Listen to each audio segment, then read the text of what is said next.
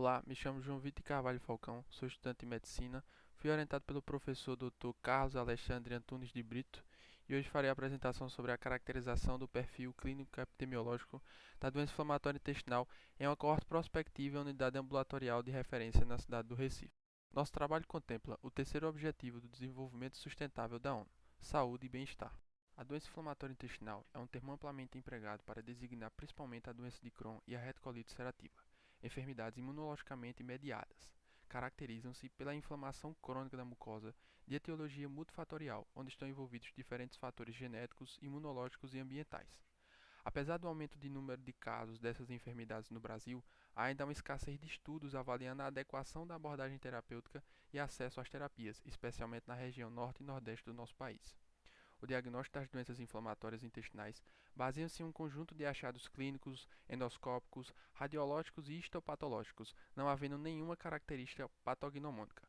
As drogas mais frequentemente utilizadas para a doença inflamatória intestinal incluem corticosteroides, aminosalicilatos, azatioprina, metotrexate e, mais recentemente, a terapia biológica. O trabalho objetiva identificar a frequência e distribuição das doenças inflamatórias intestinais, caracterizar a população estudada quanto aos aspectos sociodemográficos com relação a gênero, idade, cor de pele, escolaridade, renda familiar, procedência e história de tabagismo.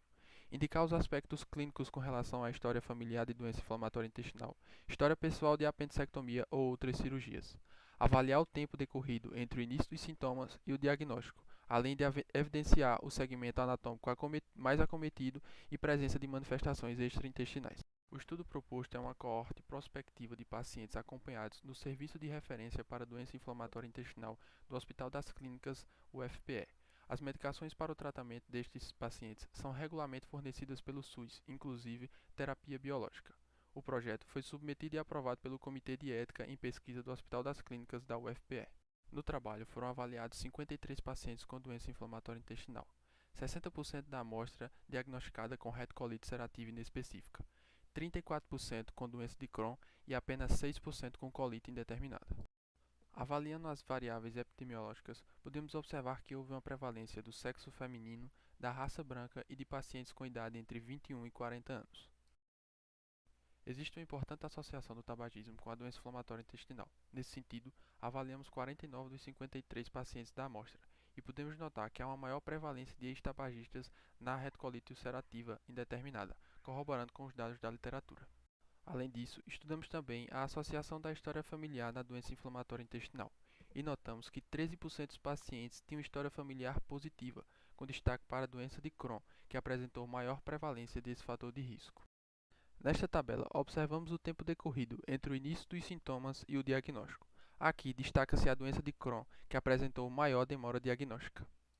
O histórico cirúrgico é uma importante variável a ser analisada quando se trata de doença inflamatória intestinal. Diante disso, pode-se notar maior prevalência de procedimentos cirúrgicos em pacientes com a doença de Crohn.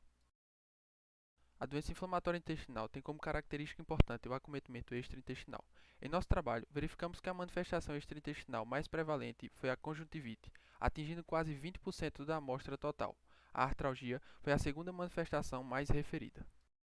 Através da estabelecida classificação de Montreal para a doença de Crohn, evidenciou-se maior acometimento colônico e comportamento clínico estenosante entre os pacientes estudados.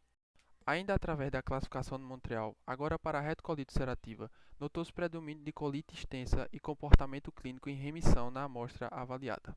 Averiguamos também o grau de atividade da doença inflamatória intestinal. Para a doença de Crohn, utilizamos o score de Heavy-Bretchel e notamos que 64,7% da amostra encontrava-se em remissão clínica, enquanto que para avaliar o grau de atividade da retocolite ulcerativa, utilizamos o score de Mayo, evidenciando que aproximadamente 60% dos pacientes encontravam-se também em remissão clínica.